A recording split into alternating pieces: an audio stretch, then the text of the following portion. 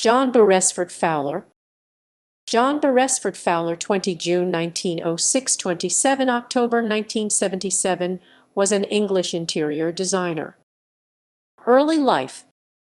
Fowler was born in Lingfield, Surrey, where his father was the clerk of the course at Lingfield Park Racecourse. He moved with his family to Bedford Park, London, following his father's death in 1915.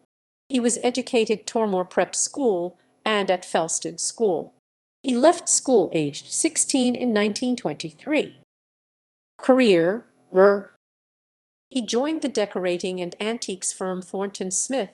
He moved to work in the studio of decorator Margaret Kunzer and started to decorate furniture for Peter Jones.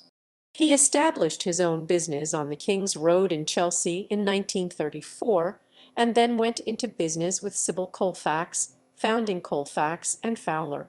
His short-sightedness made him medically unfit for military service in the Second World War, but he became an air raid warden and hospital orderly. The decorating business went through a slump during the privations of wartime and post-war austerity, and the business was bought by Nancy Tree, then married to Ronald Tree and later to Claude Lancaster, principally so they would redecorate her house at Hasely Court. Their personalities clashed. Nancy Astor described them as the most unhappy unmarried couple in England. He leased the hunting lodge at Odiham in Hampshire from the National Trust in 1947, and his simple but elegant decorative scheme made a great impact. As wartime restrictions relaxed, the decorating business prospered, and Fowler was involved in the redecoration of dozens of substantial country houses and townhouses, including Radbourne Hall, Daylesford House, Tyningham House, and Grimsthorpe Castle. He collaborated with John Cornforth to write English Decoration in the 18th Century, published in 1976. He considered himself a haute couture decorator, but aimed for simple or humble elegance. He also worked on decorative schemes for Buckingham Palace, Holyrood House, Chequers, Chevening, Christ Church, Oxford, and the Bank of England.